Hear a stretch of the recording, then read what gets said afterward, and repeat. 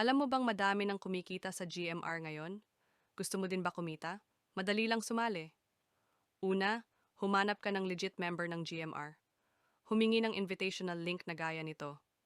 Pindutin ang link, mag-register ng account at fill upan ang mga kailangan detalye. Ilagay ang login password at payment password na madali mong tandaan. Ang invitation link ay automatic magpapakita dito.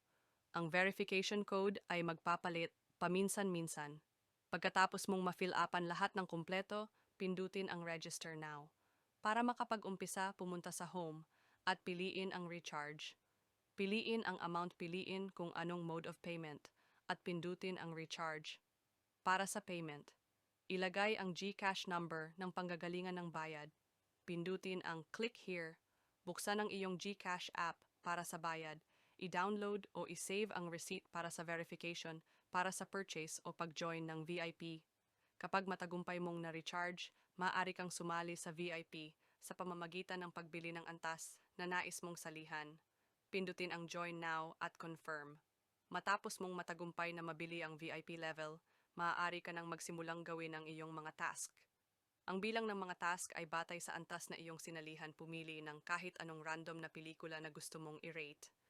Pagkatapos, i-click ang play button. Kapag nagsimula na ang pelikula, hintayin mong lumabas ang mga star para sa rating. Kapag lumitaw na ang mga star, maaari ka nang magbigay ng 5 star na rating.